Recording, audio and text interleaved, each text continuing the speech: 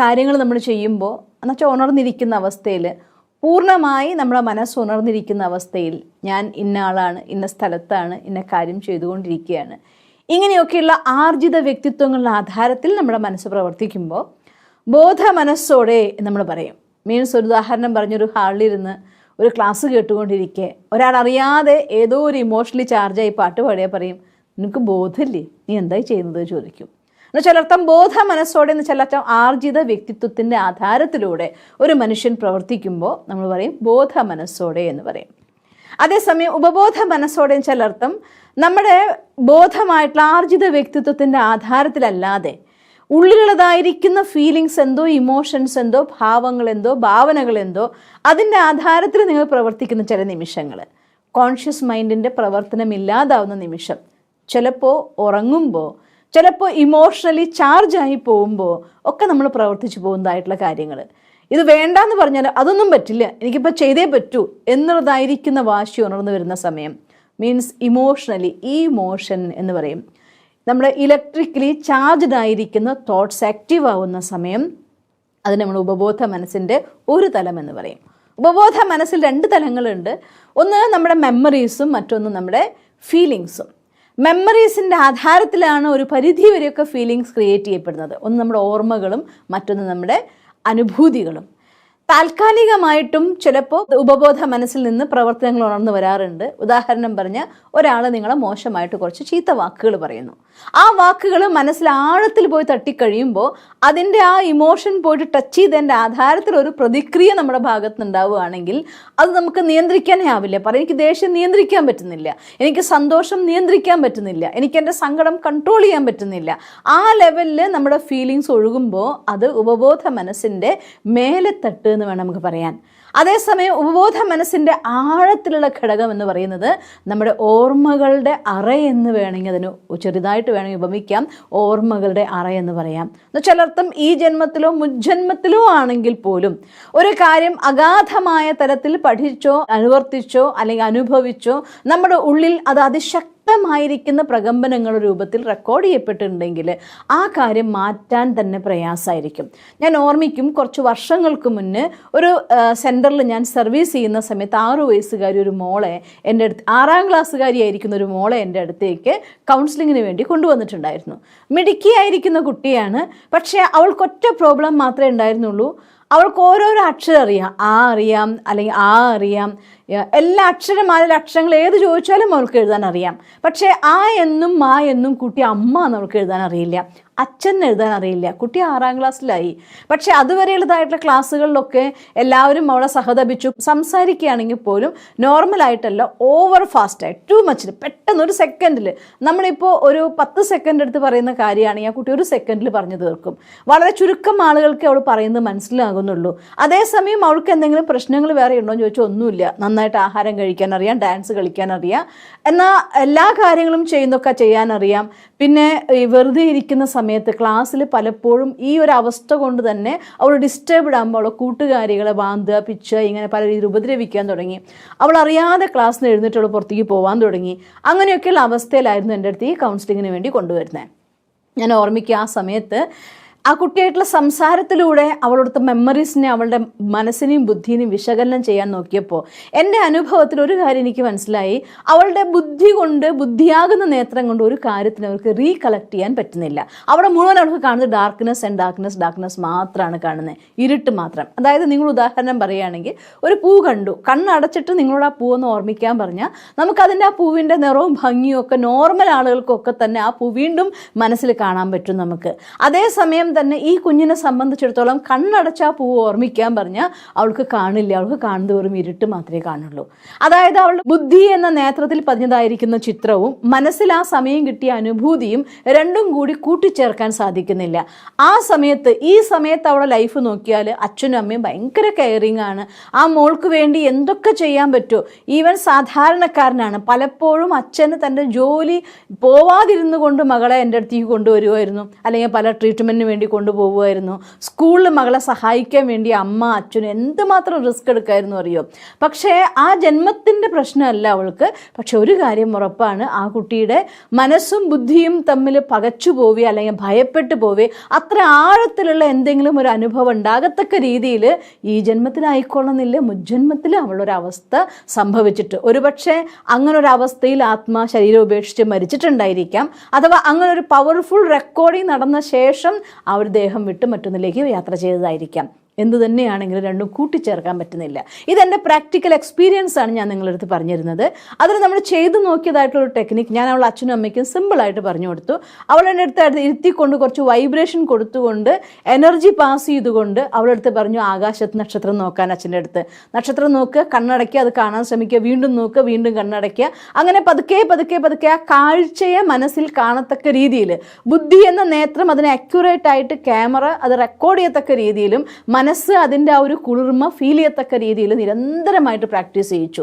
എന്നിട്ട് അടുത്തിരുത്തി എനർജി കൊടുത്തുകൊണ്ട് എഴുതുമായിരുന്നു. ആ മാ ചേർത്ത് ചേർത്ത് ചേർത്ത് ചേർത്ത് അമ്മ, കണ്ടോ ഇത് മാ ഇത് രണ്ടും ചേർന്നിട്ടാണ് അമ്മയാവുന്നത്. ഇങ്ങനെ ഓരോരോ വാക്കുകളും അടുത്തിരുത്ത് എഴുതിക്കുമായിരുന്നു.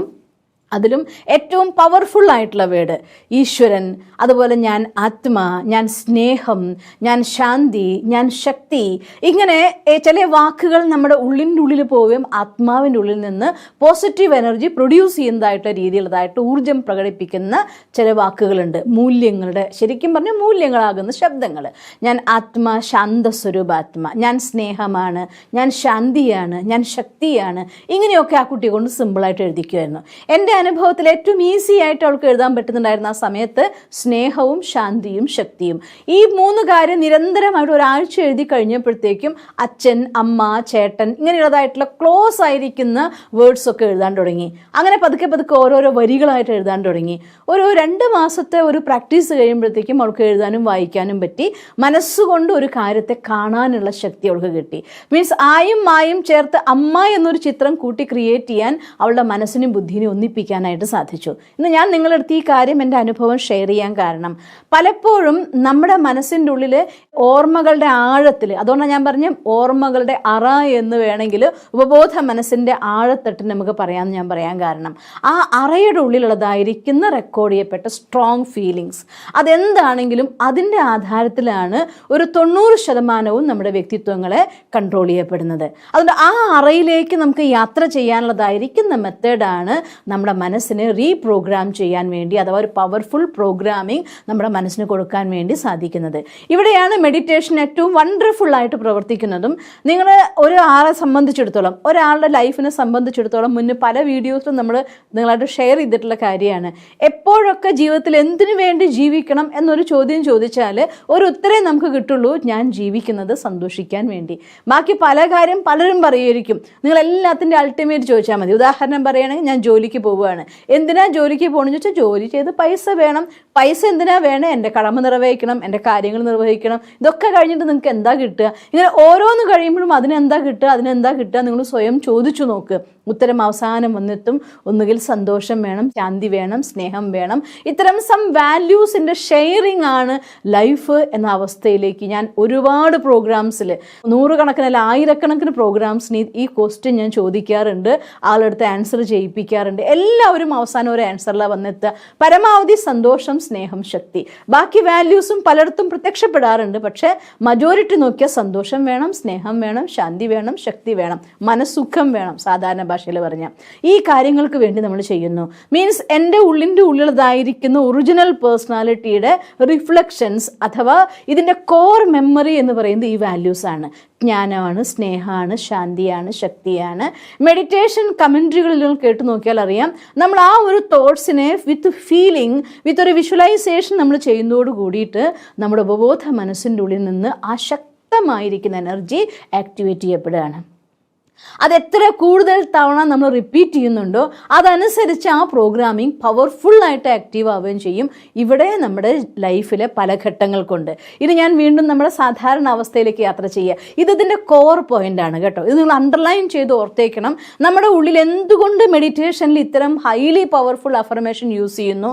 കാരണം ഇത് നമ്മുടെ ഉള്ളിൻ്റെ ഉള്ളിൽ പോയിട്ട് ഉപബോധ മനസ്സിൻ്റെ അറയിൽ പോയിക്കൊണ്ട് ഏറ്റവും ആഴത്തിൽ ദ ബെസ്റ്റ് മെമ്മറിയിൽ പോയിട്ട് ക്ലിക്ക് ചെയ്യുകയും അതിനെ പലവട്ടം ആക്ടിവേറ്റ് ചെയ്യിച്ചുകൊണ്ട് അവർ വിൽ പവറായി, ഇച്ഛാശക്തിയായി, അഥവാ കറണ്ട് നേടിയ ഊർജം ആവാഹിച്ച സങ്കല്പങ്ങളായി പുറത്തേക്ക് വരികയും ചെയ്ത നമ്മുടെ ജീവിതം അവിടെ മാറി മറിയായി. അതിനുവേണ്ടി അതല്ലാതെ എന്താണ് നോർമൽ ലൈഫിൽ സംഭവിക്കണമെന്ന് നോക്കിയാൽ നമ്മൾ പല കാര്യങ്ങൾ കൊണ്ട് കണ്ട് കേട്ട് വായിച്ചു പഠിച്ച പല കാര്യങ്ങളും ഉണ്ടായിരിക്കും. അതൊക്കെ തന്നെ വന്ന് നമ്മുടെ ബോധ മനസ്സിൻ്റെ ഉള്ളിലും ഉപബോധ മനസ്സിൻ്റെ ഉള്ളിലും കൗണ്ടർ തോട്ട്സ് ആയിട്ട് ക്രിയേറ്റ് ചെയ്യും. അതായത് ഞാനിപ്പോൾ സങ്കല്പിക്കുകയാണ് ഞാൻ വളരെ പീസ്ഫുള്ളാണ്. ഉടനെ നമ്മൾ പല വീഡിയോയിലും പറഞ്ഞിട്ടുള്ള പോലെ ബോധ മനസ്സ് പറയും, വളരെ പീസ്ഫുള്ളായിട്ട് ഞാൻ കാണുന്നുണ്ട്, അതുകൊണ്ടല്ലേ ആ മൂലയ്ക്ക് പോയിരുന്ന് കരഞ്ഞത് എന്ന് നമ്മുടെ ബോധ മനസ്സ് നമ്മളോട് ചോദിക്കും. ഈ ഒരു ഏറ്റുമുട്ടൽ, സങ്കല്പങ്ങളുടെ ഏറ്റുമുട്ടൽ ഉണ്ടാകാതിരിക്കണമെങ്കിൽ ഉള്ളിൽ നിന്ന് വരുന്നതായിരിക്കുന്ന തോട്ട്സിനെ പവർഫുള്ളായിട്ട് കറണ്ട് ആവാഹിച്ച അല്ലെങ്കിൽ ഊർജ്ജം ആവാഹിച്ച സങ്കല്പമായിരിക്കണം. ആ എൻകൗണ്ടറിൻ്റെ യുദ്ധത്തെ ഇല്ലാതാക്കാൻ വേണ്ടി ചില സന്ദർഭങ്ങളിൽ ബോധ മനസ്സിനെ പറഞ്ഞ് ബോധ്യപ്പെടുത്താൻ വേണ്ടി വരും. അങ്ങനെ ഒരു തോട്ട് ഉണ്ടാകുമ്പോൾ ആയിക്കോട്ടെ, കരഞ്ഞു എന്നുള്ള കാര്യമൊക്കെ ശരിയാണ്, എന്നിട്ട് ഞാൻ എപ്പോഴും കരയുന്നുണ്ടോ? ഇല്ലല്ലോ, ചില സന്ദർഭങ്ങളല്ലേ കരഞ്ഞിട്ടുള്ളൂ, അത് സാരമില്ല, ഞാൻ അതിജീവിച്ചോളും എന്ന് സ്വയം ഓട്ടോ സജഷൻ വഴി നമുക്ക് നമ്മുടെ സങ്കല്പങ്ങൾക്ക് തന്നെ ഒന്ന് എൻകൗണ്ടർ ചെയ്യാനായിട്ട് സാധിക്കും. രണ്ടാമത്തെ കാര്യം നമ്മൾ ചെയ്യേണ്ടത്, നമ്മുടെ ദിവസവും കുറച്ച് സമയം പോസിറ്റീവായിട്ടുള്ള സ്റ്റഡിക്ക് വേണ്ടി മാറ്റി വെച്ചേ പറ്റൂ. എത്ര സമയം നിങ്ങൾക്കില്ല എന്ന് പറഞ്ഞാലും നമ്മുടെ സമയം എവിടെയാണ് പോകുന്നത് എന്ന് ചോദിച്ചാൽ ഒരുപാട് മനസ്സിലെ ടെൻഷൻ അടിച്ചുകൊണ്ടും മനസ്സ് പാഞ്ഞു നടന്നിട്ടും ഒരു കാര്യം ചെയ്യാൻ പറ്റാത്ത കോൺസെൻട്രേഷൻ കുറച്ച് കൊണ്ടിട്ടാണ് നമുക്ക് സമയം തികയാതെ വരുന്നത്. അതുകൊണ്ട് കോൺസെൻട്രേഷൻ കൂടുകയാണെങ്കിൽ ഇപ്പോൾ നിങ്ങൾ ചെയ്തുകൊണ്ടിരിക്കുന്നതിൻ്റെ പല മടങ്ങ് കാര്യങ്ങൾ നിങ്ങൾക്ക് ചെയ്യാൻ സാധിക്കും. അറ്റ് ദ സെയിം ടൈം നിങ്ങൾ റിലാക്സ്ഡ് ആവുകയും ചെയ്യും. അപ്പോൾ ഒരു കാര്യം ഉറപ്പാണ്, എഴുന്നേറ്റ് നിൽക്കാൻ നമുക്ക് സാധിക്കുന്നില്ലെങ്കിൽ ചെയ്യാനുള്ള കാര്യങ്ങളെ ലിസ്റ്റ് ഓർത്തത് കൊണ്ട് ഒരിക്കലും മുന്നോട്ട് പോകാൻ പറ്റില്ല. എന്താ ഒരു പോംവഴിയുള്ളൂ, എഴുന്നേറ്റ് നിൽക്കാനുള്ള ആരോഗ്യം ഉണ്ടാക്കണം. അത് നമ്പർ 1 ആയിരിക്കുന്ന കാര്യം. അതുപോലെ തന്നെ മനസ്സിന് എഴുന്നേറ്റ് നിൽക്കാനുള്ളതായിരിക്കുന്ന ആരോഗ്യം ഉണ്ടെങ്കിലാണ് അതൊരു വെൽ പ്രോഗ്രാംഡ് ആയിക്കൊണ്ട് ലൈഫിനെ സക്സസ്സിലേക്ക് കൊണ്ടുപോകാൻ സാധിക്കുക. അതിന് നമുക്ക് എന്തുകൂടിയേ തീരൂ, പോസിറ്റീവ് തോട്ട്സിൻ്റെ സ്റ്റഡി.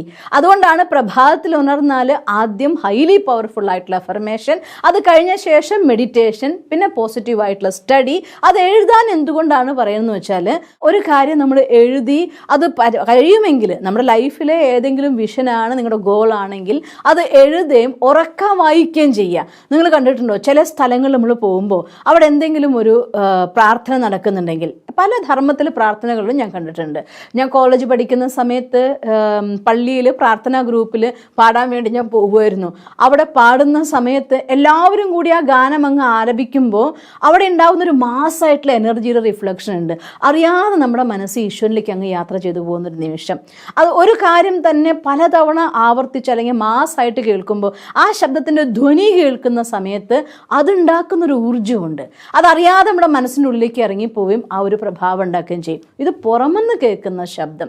അതേസമയം ഇതേ കാര്യം നമ്മൾ തന്നെ ആവർത്തിച്ച് അനുഭവിച്ചുകൊണ്ട് എനിക്ക് പറയാൻ കൂടി സാധിക്കുമെങ്കിലോ, എൻ്റെ ഉള്ളിൽ നിന്നുള്ള ശബ്ദം, നമ്മുടെ അനഹത നാദം എന്ന് പറയാലോ, നമ്മുടെ അനഹത ചക്രത്തിനെ പോലെ എഫക്റ്റ് ചെയ്തുകൊണ്ട് ആ മന്ത്രമുഖരിതമാകുന്ന മന്ത്രം എന്നുള്ള വാക്ക് ഒരിക്കലും ഉറക്കെ പറയാതെ, മീൻസ് ഹൈലി വളരെ ഉച്ചത്തിലല്ല, അതേസമയം ആ ഒരു സ്റ്റൈലിൽ, വിസ്പറിങ് സ്റ്റൈലിൽ, എന്നാൽ പവർഫുൾ ആയിട്ടുള്ള മോഡിൽ നിങ്ങളത് പറയുമ്പോൾ സ്വാഭാവികമായിട്ടും ആ ശബ്ദം നമ്മുടെ ഉള്ളിലേക്ക് പോയിട്ട് ഇങ്ങനെ പ്രകമ്പനം ഉണ്ടാക്കും. ശരീരത്തിലും മനസ്സിലും നമ്മുടെ ഉള്ളിൻ്റെ ഉള്ളിൽ പോലും അതിൻ്റെ പ്രഭാവം ഉണ്ടാവും. അതുകൊണ്ടാണ് മന്ത്രങ്ങൾ ഉച്ചരിക്കുമ്പോൾ ഭയമില്ലാതാവും, മന്ത്രങ്ങൾ ഉച്ചരിക്കുമ്പോൾ പല കാര്യങ്ങളും ലൈഫിൽ നടക്കും.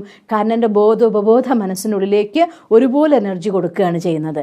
അതേസമയം കുറച്ചും കൂടെ ിലേക്ക് നിങ്ങൾക്ക് പോകാൻ കഴിയുമെങ്കിൽ മെഡിറ്റേഷൻ്റെ ഡീപ്പ് സൈലൻസ് സ്റ്റേജിൽ ഇരുന്നിട്ട് അത്തരം തോട്ട്സ് ക്രിയേറ്റ് ചെയ്താൽ നിങ്ങൾക്കത് ശരിക്കും റിയാലിറ്റി ആയിട്ട് ഫീൽ ചെയ്യാൻ പറ്റും.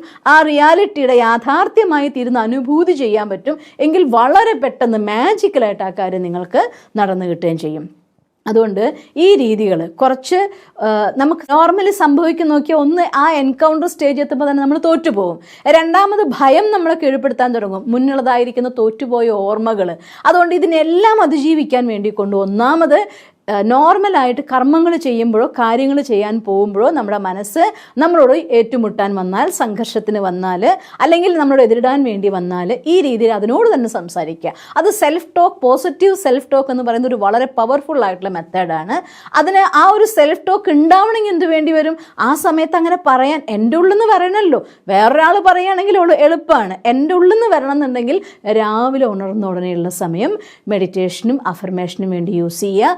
ആ ശാന്തിയുടെയും ശക്തിയുടെയും അനുഭൂതിയുടെ ഡെപ്തിലേക്ക് പോകാൻ വേണ്ടി നോക്കുക.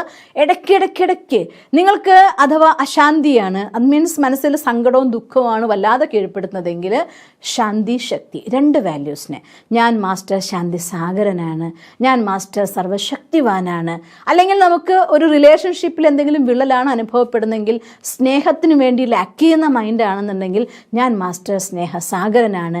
ഇങ്ങനെ നിങ്ങളുടെ ലൈഫിലുള്ള പ്രോബ്ലം എന്തോ അതിനനുസരിച്ചതായിരിക്കുന്ന ഒരു അഫർമേഷൻ എടുക്കുകയും അതിനെ ഇടയ്ക്കിടയ്ക്ക് എത്ര തവണ പറ്റുമോ ആരും കേൾക്കാതെ നിങ്ങൾക്ക് മന്ത്രിക്കും പോലെ പറയാൻ കഴിയുമെങ്കിൽ പറഞ്ഞ് എക്സ്പീരിയൻസ് ചെയ്യൂ. അതല്ലെങ്കിൽ ഉള്ളിൽ തോട്ട്സ് ക്രിയേറ്റ് ചെയ്ത് എക്സ്പീരിയൻസ് ചെയ്യൂ.